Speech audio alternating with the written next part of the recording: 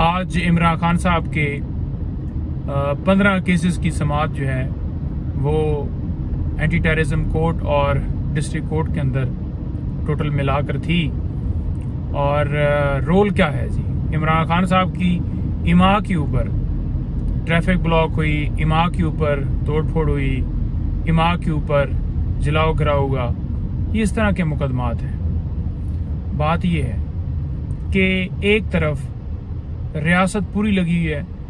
Protocol दिए जा रहे हैं, जो एक इश्तिहारी थे उसको गिरफ्तार नहीं किया गया किसी एयरपोर्ट के ऊपर, और दूसरे नंबर पर दुबई बैठे हुए उसे यहाँ से ज़मानत दे दी जाती है, और दूसरे नंबर पर बायोमेट्रिक के लिए मशीनें जो हैं वो एयरपोर्ट के ऊपर पहुँच जाती हैं। अगर दूसरी तरफ देखा जाए तो इमरान खान साहब के ऊपर बोगस मुकदमात की बुछाड़ है, और जो ये कहते थे कि इमरान खान जो है वो 1 मिनट के लिए जेल बर्दाश्त नहीं कर पाएगा, वो देखें झूठे केसेस के अंदर डट के खड़ा है। और दूसरी तरफ देखें तो ये जो कहते थे कि हमने अदालतों को फेस किया, ये मुल्क छोड़कर बाहर चले गए, 50 रुपए का स्टाम्प देकर ये बाहर गए, और मुल्क के साथ इन्होंने गद्दारी की, धोखा किया, फ्रॉड किया, और फिर मुल्क को चूना लगाने के लिए दोबारा जो है वो कंधों पर सवार होकर मुसल्लत होना चाहते हैं, जो कि ऐसा मुमकिन नहीं है। आज हमने बड़ा वाज़ह देखा कि जुडिशल कम्प्लेक्स के अंदर जो सपोर्टर थे इनके, वो यूं ही थे, कोई 20-50 होंगे, और इमरान खान साहब जब आते थे तो एक पूरा काफिला उनके साथ होता था। वो कोई हमला करने के लिए नहीं आते थे, वो इमरान खान के विजन के साथ लोग खड़े थे और इज़हार यकजहती करने के लिए इमरान खान साहब के साथ आते थे। जैसे कि आज वो चंद जो वर्कर इनके साथ आए हैं, लेकिन इस्लामाबाद पुलिस हो तो आज बड़ा हमने वहाँ पर माहौल जो है पुरसकून देखा। जब खान साहब पेश होते थे तो वहाँ पर रेंजर होती थी, पुलिस और FC,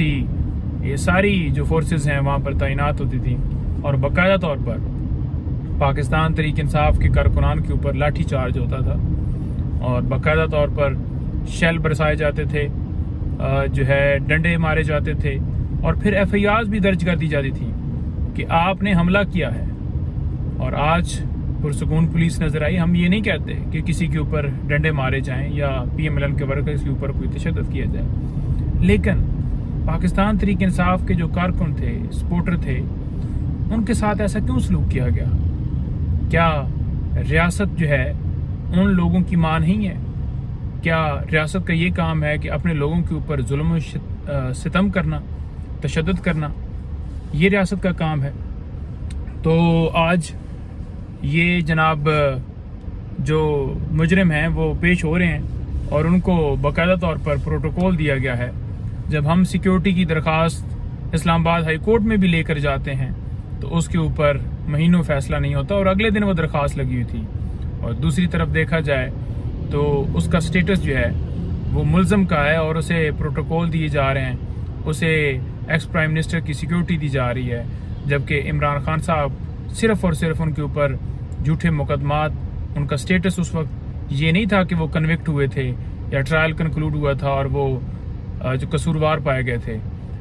उसके बावजूद उनके साथ जो है वो ये सलूक किया गया, लेकिन वो अपनी सिक्योरिटी के साथ तमाम अदालतों में कानून की पासदारी करते हुए, आइन की बालादस्ती के लिए 20-20 मुकदमात में अदालतों के सामने अदालतों का एहतराम करते हुए पेश होते थे, और आज भी 15 मुकदमात उनके लगे हुए हैं। तो ये झूठे केसेस जिनमें इमरान खान साहब ने सामना किया, भागे नहीं, लंदन नहीं गए, अपनी प्रॉपर्टियाँ नहीं बनाई, अपने कारोबार नहीं बनाए, बल्कि जो उनका मकसद था कि मुल्क को सर्व करना है, मुल्क को हकीकी आज़ादी दिलानी है, वो विजन उन्होंने लोगों को दे दिया है। और अब कौम जाग चुकी है, किसी तरह से इस टोले को ज़बरदस्ती मुसल्लत नहीं किया जा सकता।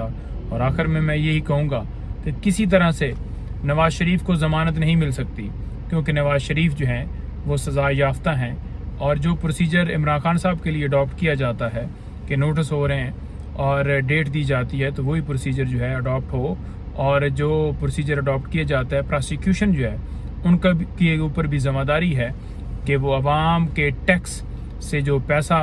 जाता है उससे वो तनख्वाह लेते हैं तो वो ज़िम्मेदारी पूरी करें, और आइनी तौर पर उनका हक ये बनता है कि वो वहाँ पर स्टेटमेंट दें, अपोज करें, और किसी तरह से नवाज शरीफ के हक में बयान न दें, और अदालत को भी किसी तरह से उनकी जो सज़ा है वो सस्पेंड नहीं करनी चाहिए। जी, बाखबर रहिए हर जगह हर वक्त बर वक्त।